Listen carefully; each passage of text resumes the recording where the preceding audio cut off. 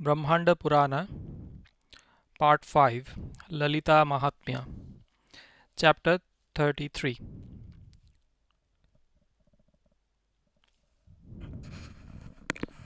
Seven chambers, beginning with Topaz, rampart, and ending with the rampart of pearls.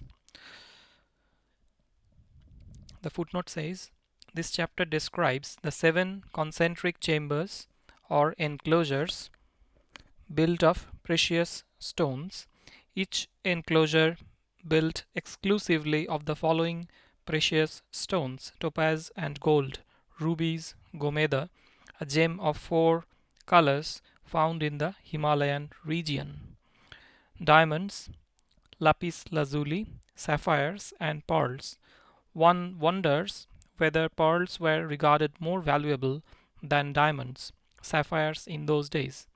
The special feature of these enclosures was the uniformity in color, etc., of the plant world, nay, even of water, birds, etc., in each enclosure.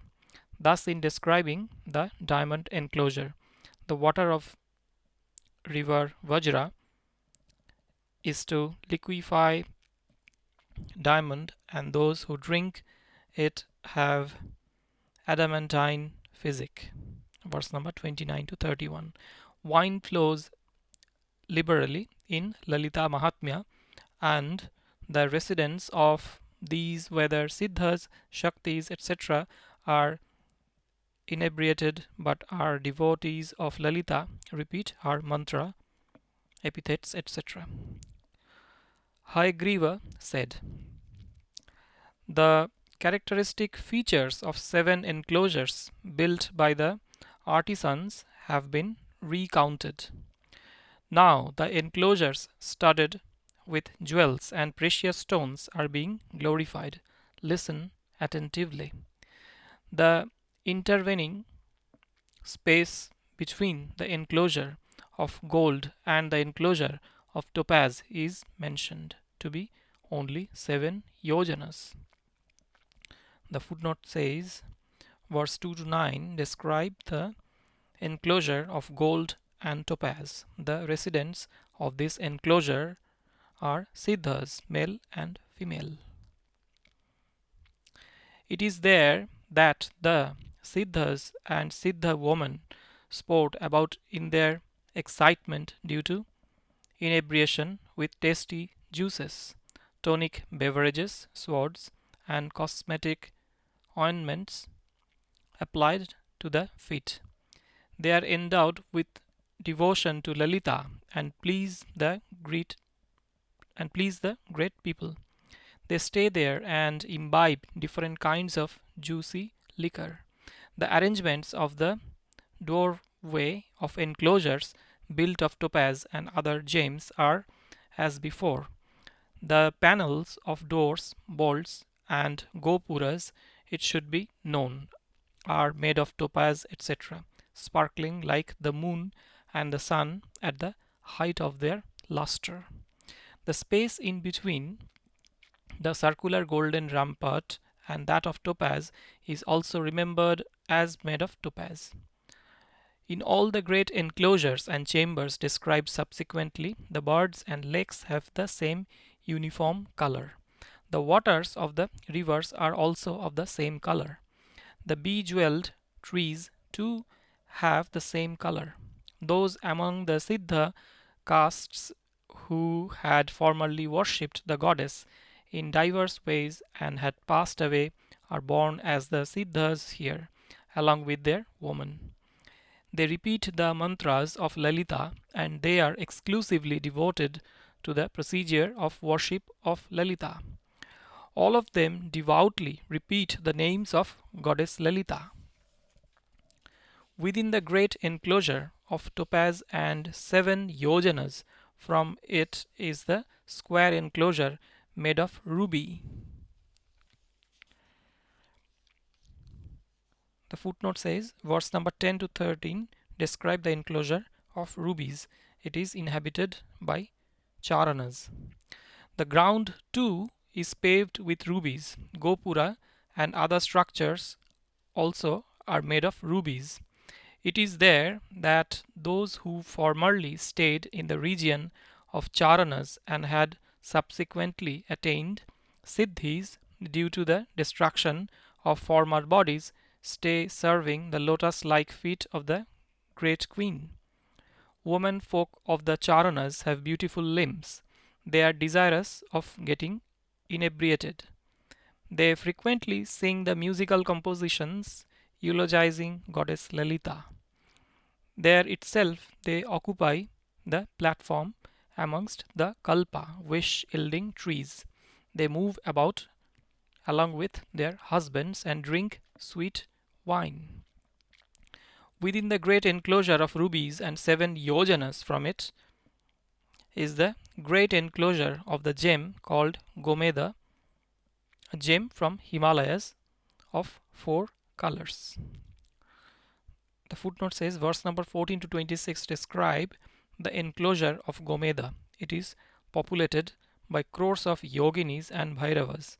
Its special feature is the residence of apsaras, heavenly courtesans, and gandharvas, all drunkards, but meditate upon Lalita. Verse number 24 to 26 enumerate the 14 sources of origin of these divine damsels.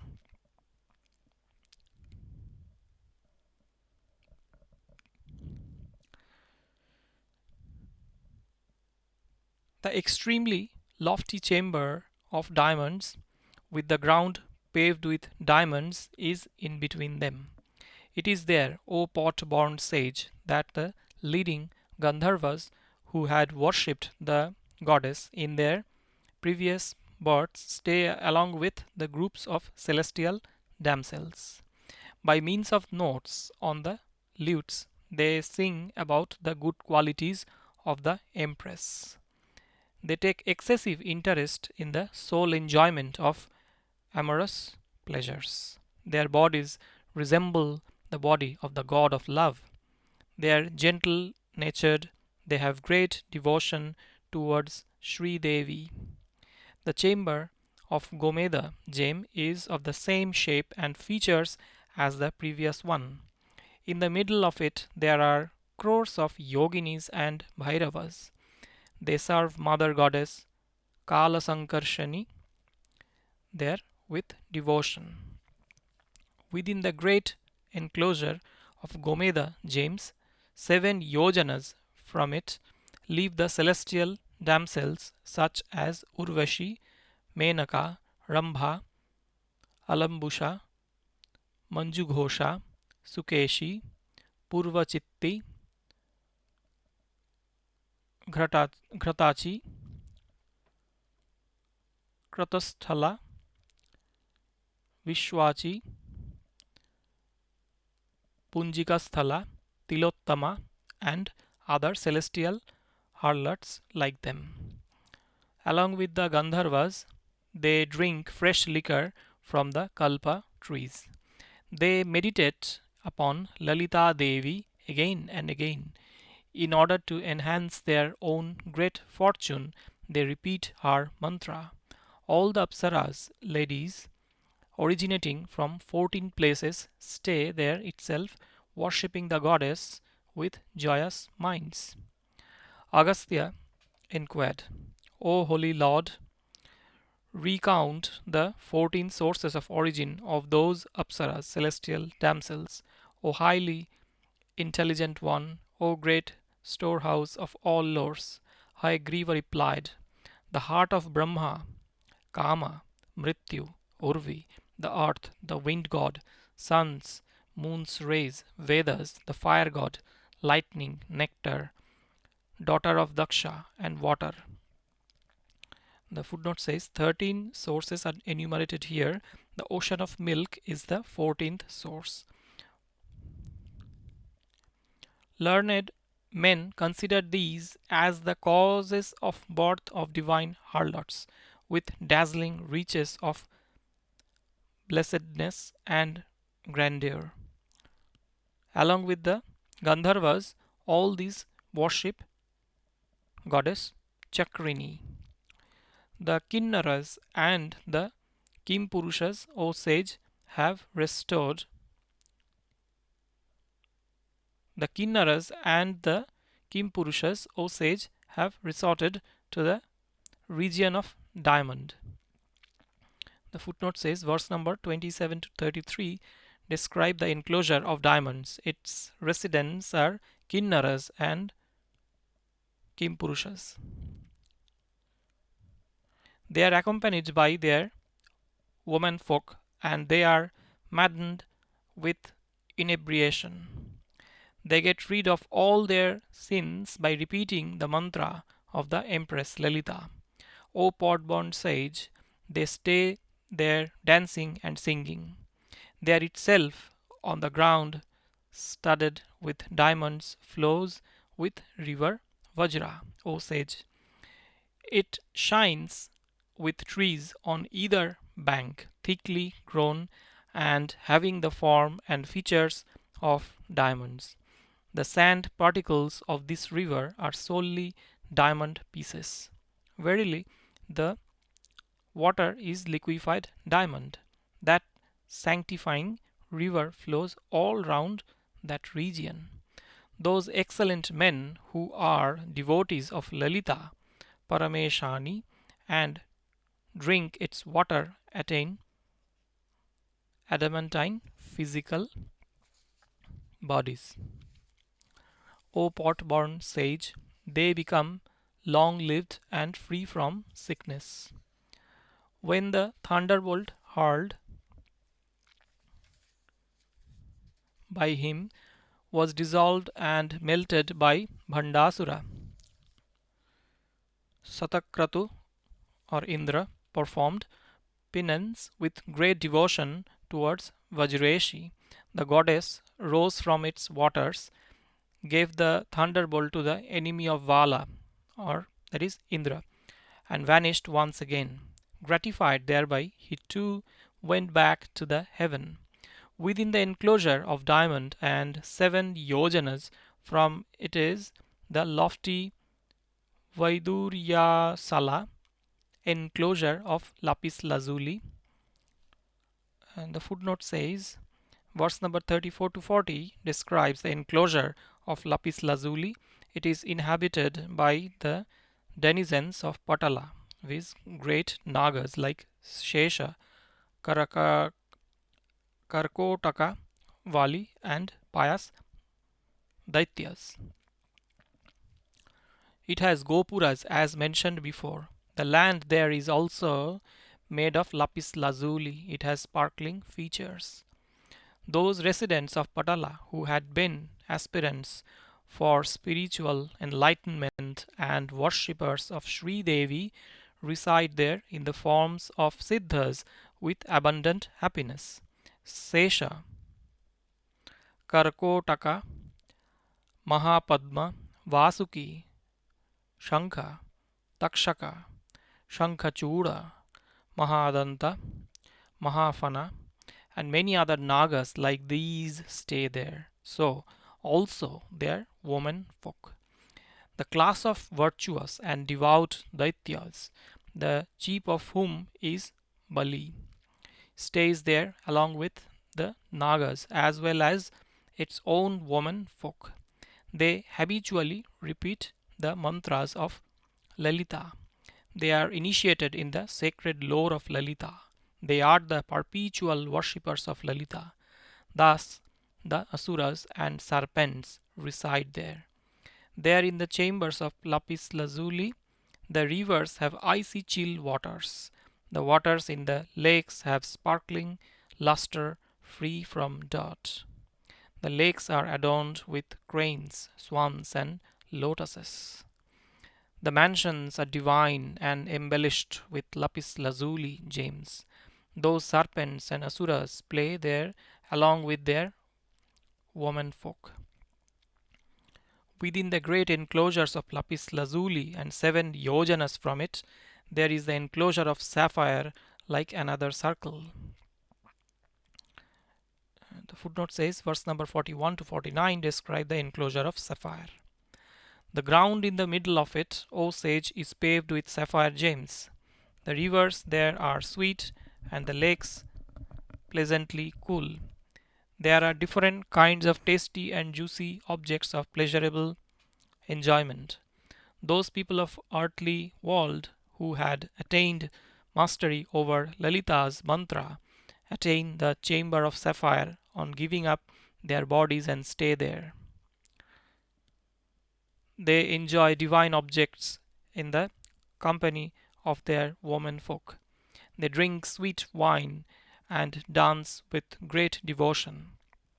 They sport about in those lakes and rivers, O pot-born sage, in beautiful bowers and arbors and mansions of great prosperity. They repeat the names of Sri Devi always and recite her good qualities. Those highly fortunate people reside there surrounded by their women.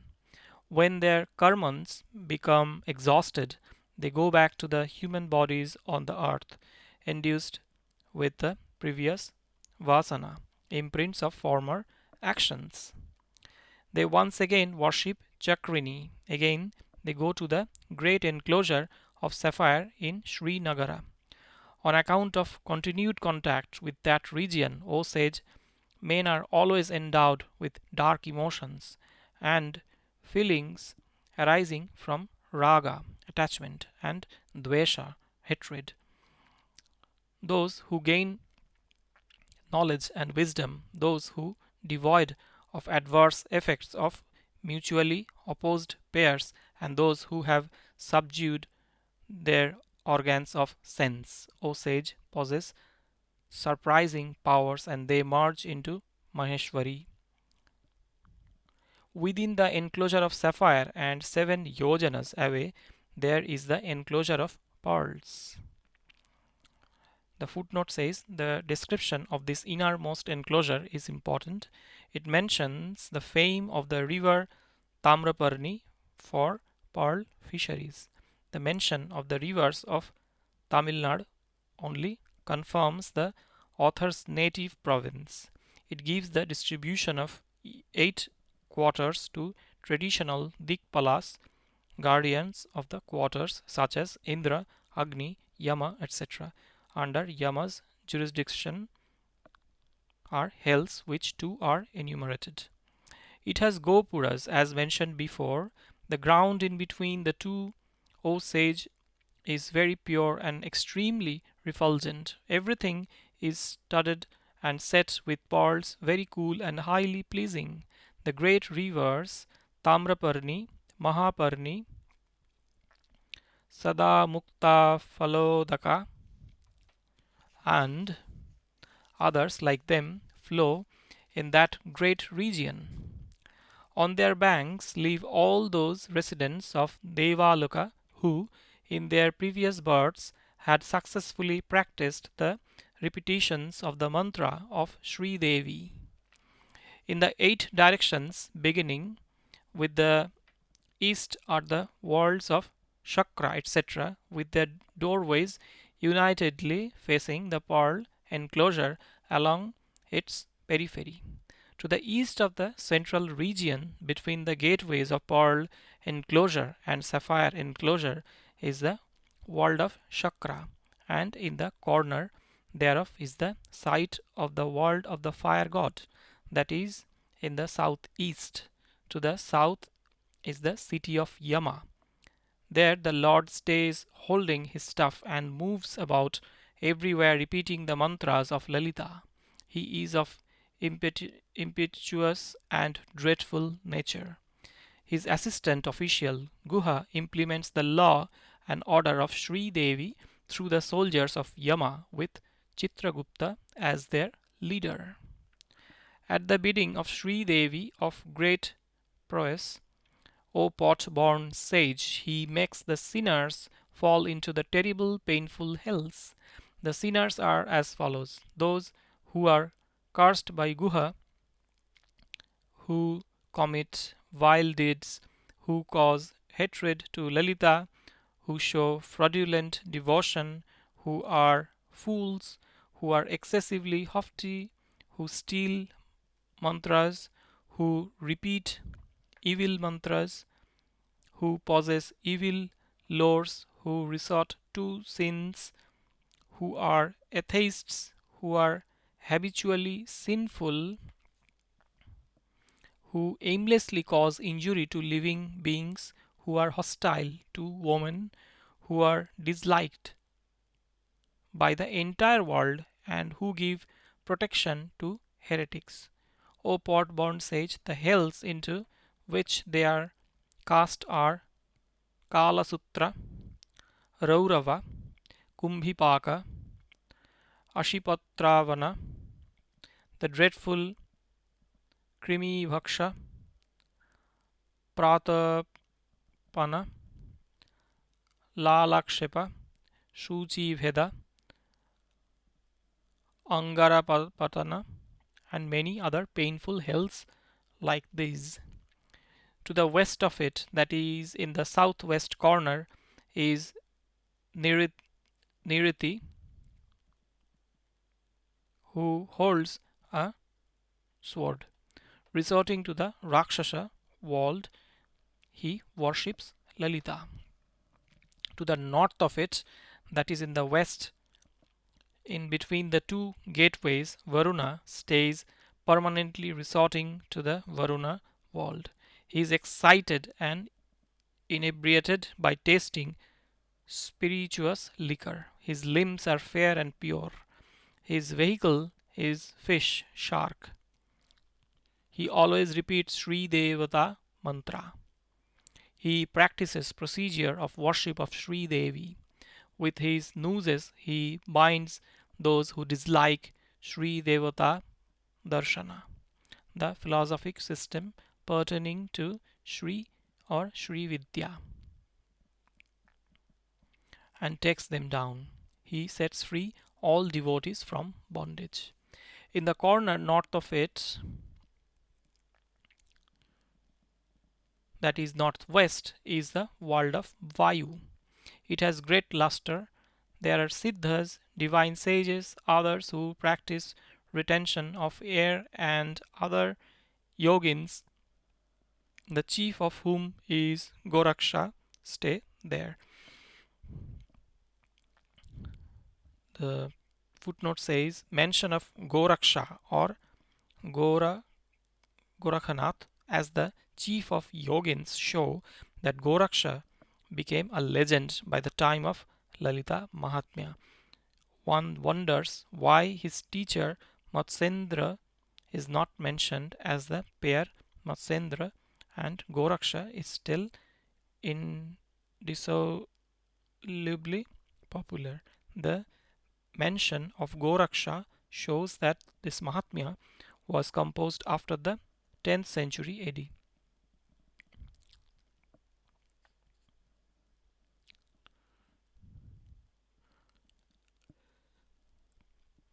They have gaseous bodies, they have perpetual bliss and prosperity. They are eagerly devoted to the practice of yoga. The glorious Lord Maruteshvara stays there. O pot-born sage, along with those mentioned before, he has great inherent strength. He has different forms, different in every respect. The Shaktis of Marutanatha are three, viz. Ida, Pingala, and Shushumna. The footnote says the epithet Natha to the wind god shows the influence of yogic Natha cult. Here, instead of mentioning 5 pranas as his Shaktis, the yogic flow of breath in the right and the left nostrils is noted as his Shakti. Even the chief officers of Lalita are mentioned as Mantrini Natha and Dandanatha. This may be due to the influence of the Natha cult.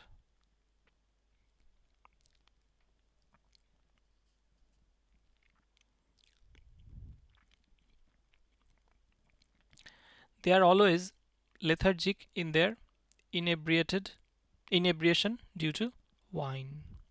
He holds a flag in his hand. He is seated on his great vehicle, an excellent deer. He is absorbed in worshipping, eulogizing, meditating upon, and strictly adhering to the procedure of worship of Lalita.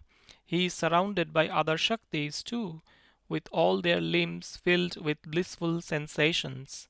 That Lord Maruta of great glory always performs the japa of Chakrini. At the end of Kalpa, by means of his inherent strength, he reduces the three worlds, including the mobile and immobile beings, to the state of power in a moment and delights himself thereby. In order to achieve the requisite strength for the same, he worships and meditates upon the goddess Laliteshwari. He is adorned with all types of ornaments. Kubera, the lord of Yakshas, of great luster and glory, resides in Yakshaloka, situated to the east of his Vayu's world. He is in the middle of the two gateways. He is accompanied by Shaktis, Riddhi, Vriddhi, etc., nine Nidhis, treasures. By means of wealth and assets, he fulfills the desires of devotees. Along with Yakshis of charming features and obedient activities, he worships Chakrini with different kinds of wine. There are Yaksha generals such as Manibhadra, Purnabhadra, Maniman, Manikandhara, and others like them in that place. To the east of his world, that is northeast corner, is the world of Rudra of great prosperity. He is bedecked in very valuable jewels. He is the presiding deity. He has fiery brilliance always due to wrathfulness. A big quiver is always kept fastened to him.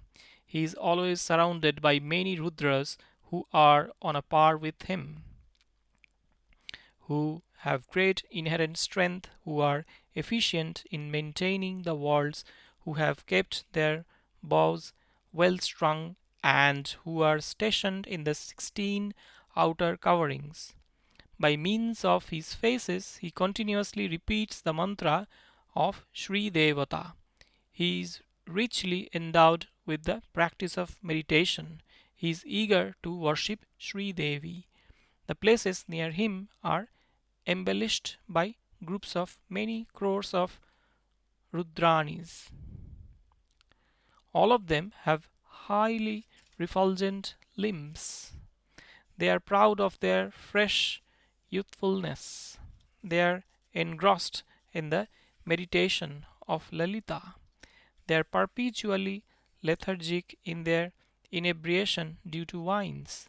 The glorious Maharudra, who holds the trident, is served by other Rudras, the chief among whom is Hiranyabahu. He is accompanied by those Rudranis too.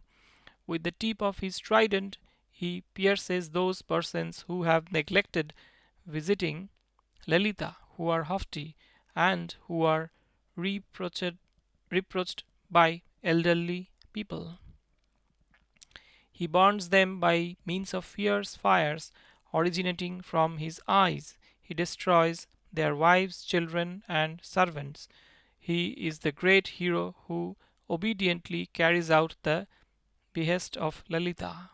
He stays thus in the extremely beautiful Rudraloka, O pod-born sage.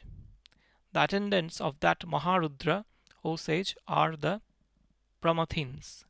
These Rudras are numerous. Who is competent to enumerate them in full? There are thousands and thousands of Rudras over the earth. Those who stay in heaven are thousands and thousands. There are Rudras whose food is arrow, whose vital breaths are arrows, and whose showers are arrows. They are brilliant. They have tawny eyes. They stay in the ocean and in the firmament. They have great prowess. They have matted hair and they hold wine goblets. They are blue throated and red in complexion. They are above all living beings. They have arrows and kapardas, matted hair kept in the form of a crown. There are Rudras who pierce those people who drink wine in the vessels of their food. There are Rudras who act as chariots in the paths. There are Rudras residing in holy spots. There are others, thousands in number, having shrakas, arrows, and nishangas, quivers. Rudras have spread far and wide in all quarters, spreading the commands of Lalita. All of them are noble souls. They can bear three worlds in a moment. They are merciful and they protect those who are very clever in meditation on Sri Devi, who regularly repeat the mantra of Sri Devi and who are the devotees of Sri Devata. They resort to the chakra of 16 outer coverings in the enclosure with the rampart wall of pearls. They worship Maharudra of great prosperity with his face blazing with fury. The chief among them is Hiranya Bahu.